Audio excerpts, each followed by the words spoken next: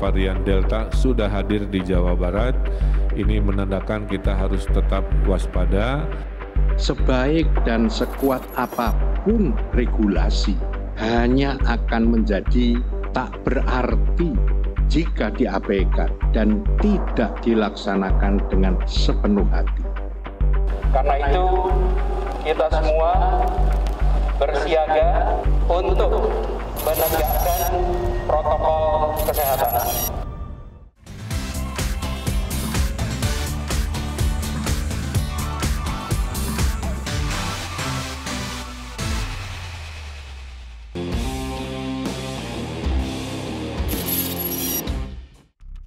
Kasus COVID-19 di Indonesia pecah rekor. Kini sudah ada 2 juta kasus positif selama pandemi ini.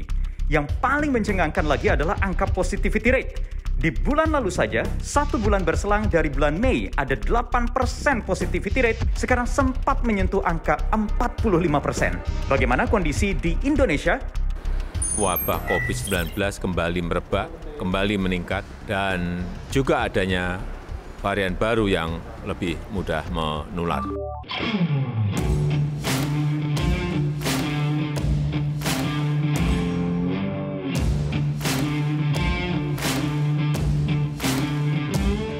Angka-angka tadi kemudian diperparah dengan datangnya varian baru COVID-19 yang membuat 1 dari 8 pasien positif di Indonesia merupakan anak-anak.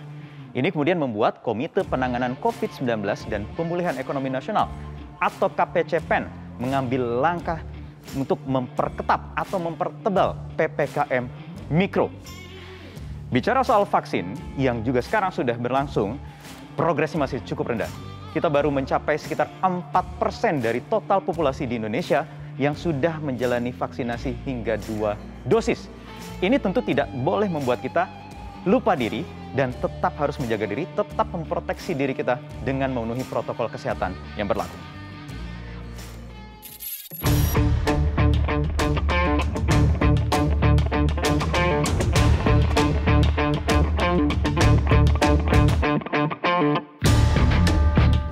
Menjaga diri dengan mematuhi protokol kesehatan yang berlaku menjadi hal yang wajib kita patuhi, terutama ketika berada di dalam ruangan. Seperti saya tetap harus bekerja di kantor, walaupun sudah mematuhi protokol kesehatan sesuai dengan PPKM Mikro, yaitu kapasitas yang dikurangi hingga 75%, tetapi potensi penularan tetap ada.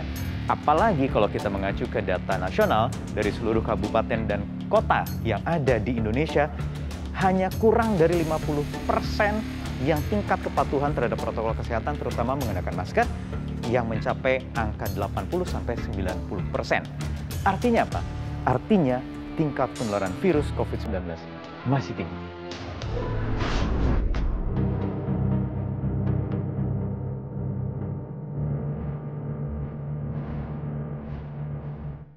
Penggunaan masker adalah hal yang tidak bisa ditawar lagi. Alasannya, masker bisa menghambat penularan virus. Masker mencegah orang menghirup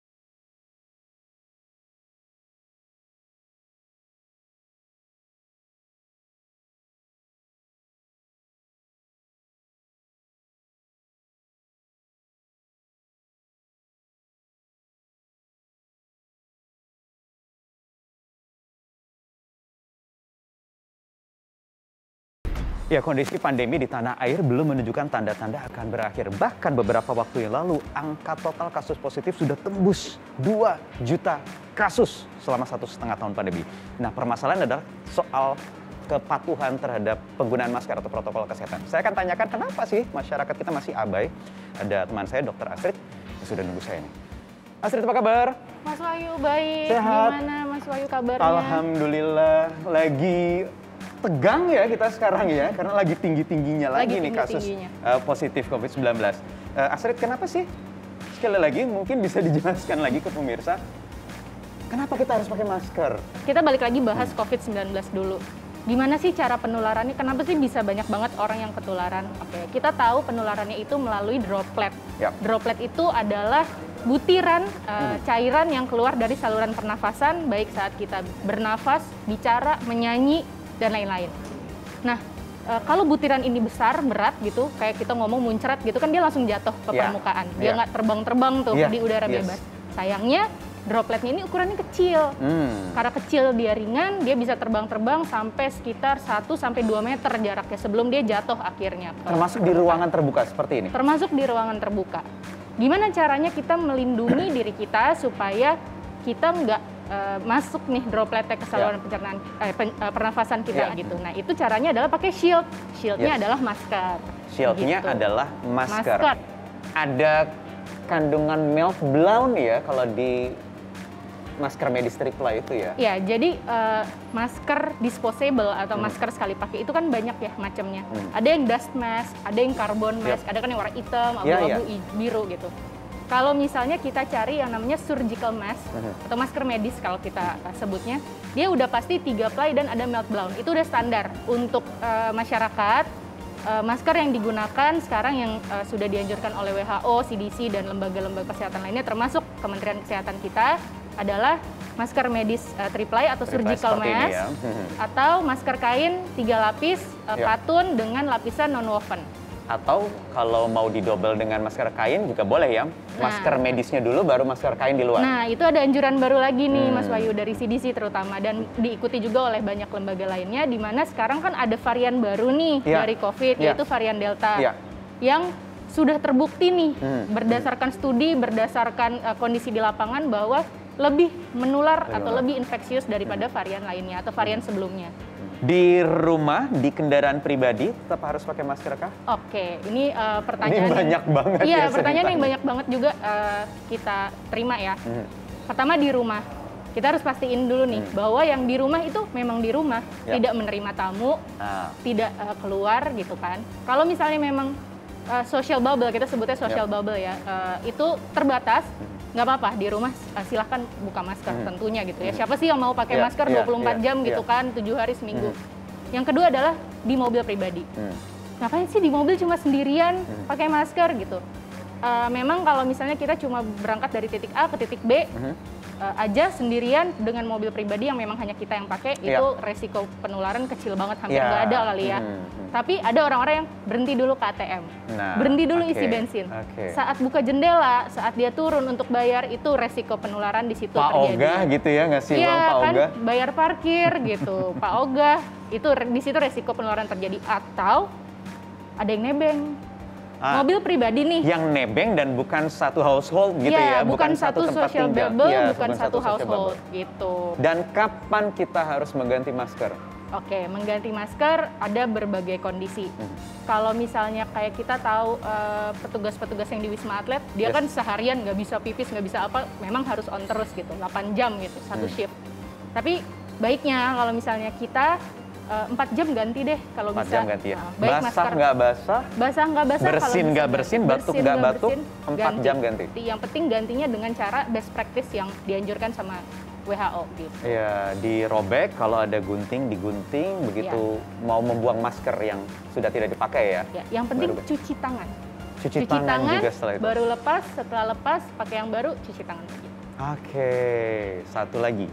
Olahraga gimana ya sebenarnya baiknya? Yang pertama adalah harus disadari bahwa kondisi sekarang itu tidak ideal. Jadi kita harus tetap olahraga, tapi gimana caranya kita bisa tetap olahraga di kondisi yang tidak ideal seperti sekarang.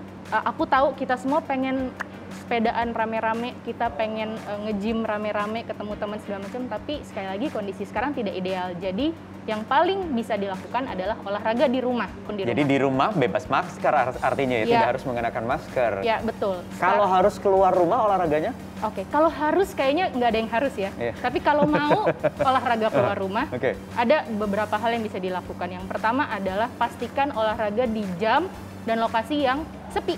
Terus banyak orang yang protes, ya tapi kan olahraga sesek kalau pakai masker, gimana dong gitu. Mindsetnya adalah kalau kamu olahraganya sesek pakai masker, olahraganya yang kamu ganti.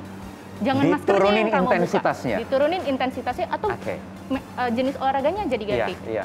Gitu. Jadi mindsetnya adalah bukan maskernya yang kamu buka, olahraganya yang kamu ganti atau kamu turunin intensitasnya. Oke. Nggak ada celah, nggak ada pengecualian. Kalau kamu nggak mau pakai masker, nggak apa-apa, tapi tetap di rumah. Oke. Thank you, Astrid. Sehat-sehat terus ya. Sehat-sehat terus semuanya. Semoga semua sehat terus Amin, kita. amin. Bye-bye.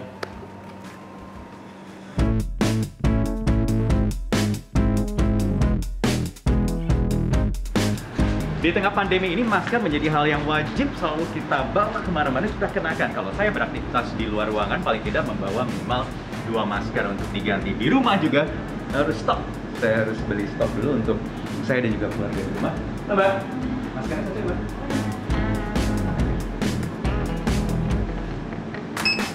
Oke, terima kasih Mbak. Saya bayar pakai online ya. Oke. Ingat pemirsa, jaga diri kita dan juga jaga orang lain. Bisa saja kita menjadi carrier atau silent spreader, menyebarkan virus COVID-19 ke orang lain. Jadi, lindungi proteksi diri Anda dengan masker. Mbak Stella, apa kabar? Kabar baik, Mas Wahyu, apa kabar? Alhamdulillah. Sehat ya? Sudah aman Sehat, terlindungi masker Windscare Protector ya? Pastinya dong. Apa bedanya dengan masker medis yang lainnya? Oke. Jadi yang pertama Mas Wahyu, untuk masker Windscare Protector yang saat ini kita berdua pakai ya Mas ya. Ini adalah masker medis yang sudah terdaftar resmi di Kemenkes Indonesia. Itu poin nomor 1 Mas. Karena Kemenkes punya satu ini Mas. Punya satu kriteria khusus gitu ya, bahwa masker tripla itu mengandung meltblown, maka dia bisa dikatakan dia itu masker medis melalui tes-tesnya macam-macam, sehingga baru bisa dapat nomor Kemenkes. Seperti itu. Kemudian, masker Windscare Protector ini sendiri terbuat dari 3 lapisan bahan. Lapisan yang tengah adalah kita sebut namanya bahan meltblown. Jadi lapisan meltblown ini memiliki fungsi kemampuan filtrasi terhadap droplet dan juga bakteri. BFI test ini sebenarnya kalau standar nasional Indonesia itu 95%. Sebuah masker medis itu harus memiliki kemampuan filtrasi. Nah, untuk masker Windscare Protector itu sebesar 97%, Mas Wahyu. Membuat nafas jadi lebih susah nggak sih?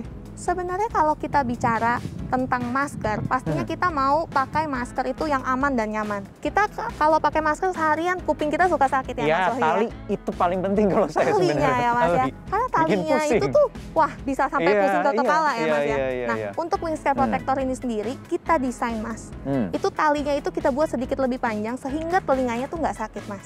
Ketika kita gunakan dan lembut ya, paling penting ya, supaya nggak sakit dan nggak terlalu ketat. Nah, masker Windscare Protector ini very breathable. Satu lagi Mbak Stella, untuk kasih tips buat masyarakat memilih masker yang baik, itu bagaimana caranya? Kalau masker medis itu, kita harus gunting maskernya.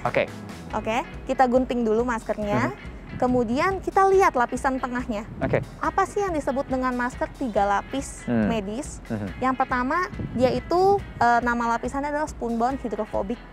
Kemudian yang lapisan tengah ini adalah lapisan yang paling penting, lapisan meltblown. Meltblown ini kalau kita tetesin air, gitu ya, ini tuh bisa cairannya tuh nggak tembus ke saluran pernapasan kita. Terakhir Mbak Stella, 4 kata dong buat masker. Pakai masker, wajib hukumnya. Thank you Mbak Stella. Sehat-sehat selalu ya. Sehat selalu, thank you Mas.